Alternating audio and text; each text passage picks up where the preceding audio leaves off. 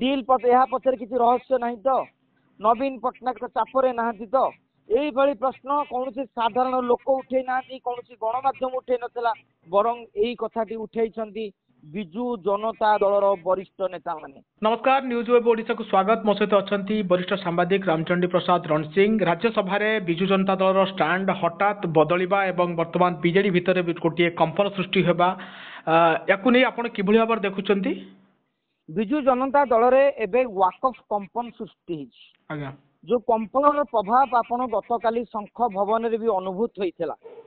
Richter scale रे political Richter scale रे हुए तो तार तीव्रता कम थाई पारे, किंतु आगामी दिन रे विजु जनता दल पई यह एक सतर्क घंटी बोली कहा जाई परिवो।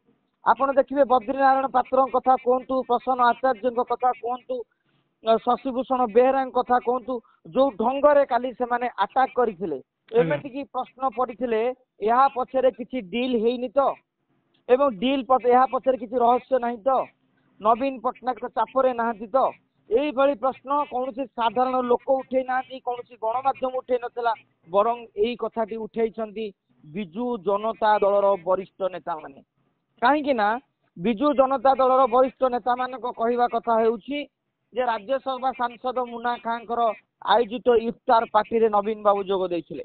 सेई समय से प्रतिश्रुति दैथिले मुस्लिम संप्रदाय रो भाई मानकू जे आमे आपनक सह अछु, आमे धर्मनिरपेक्षतार विश्वास करूछु, किंतु वाकफ बिल रे आमे विरोध करिवु। जो पाई आपण देखिबे राज्यसभा रे मध्य वाकफ बिल विरोध रे मुन्ना खां बर्षी थिले एवं भोट देबे बोली मध्य कहिथिले। किंतु परवर्ती समय रे सस्मिति पात्रंकर गोटे एक्स रे जो पोस्ट ताहा राज्य राजनीति को चहले दैथिला, जहार प्रभाव बिजु जनता दल रे एते भाबरे पड़िछि जे हठात एमिति कोन हेई गला जे आमे वर्तमान वाकफ बिल को समर्थन कले। जो जो अंचल आपण देखिबे प्रफुल्ल सामल कथा कहतु, गणेश्वर बेहरा कथा कहतु, एमान मध्य विरोध करछन्ती। किंतु सबुठारु हास्यास्पद कथा होउछि जे बिजु जनता दल आउ एक स्वीकार करछि जे आमे जो बड़ बड़ नेता माने टीवी आगे रे बूम देखिले बाहास्फोट मारुछु, प्रकृत रे आमे हेउछु अमेरुदंडी, आमर मेरुदंड नाही।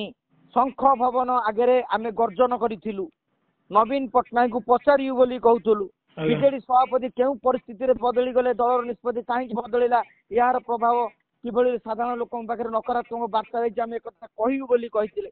उपदेष्टा कमिटी काली संध्या बेले जेला नवीन निवास जाइथिले, वरिष्ठ नेता मानकर पार्टी थम थम होई जाइथिला।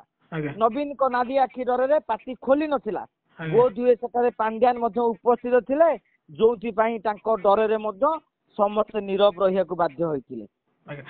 जो नेता माने शंख भवन आगे गर्जन करथिले नीरव रहिले काहेकि। एवं आउ गोटे कथा तपन आउ गोटे गुरुत्वपूर्ण कथा कहूछि, संध्या पर जेला आपण 6-7 रो कथा कहिबे, सेही समय रे हठात प्रफुल्ल सामल एक चिट्ठी लिखिले नवीन पट्टनायक पाखक सस्मिति पात्र विरोध में कार्यानुष्ठान निया जाऊ। गणेश्वर बेहरा मध्य समान ढंग से कार्यानुष्ठान दाबी करथिले। एई कथा को जदि आपण लक्ष्य रखिबे ताले एकथा कहि परिबे, मार मार भंडारिया कुमार। काहेकि ना नवीन पट्टनायक पांड्यान कर बिना निर्देश रे सस्मिति पात्र एक्स रे पोस्ट कर देबे, एइटा आदौ भाबी हेबो नाही, एइटा ग्रहणीय मध्य नुहे।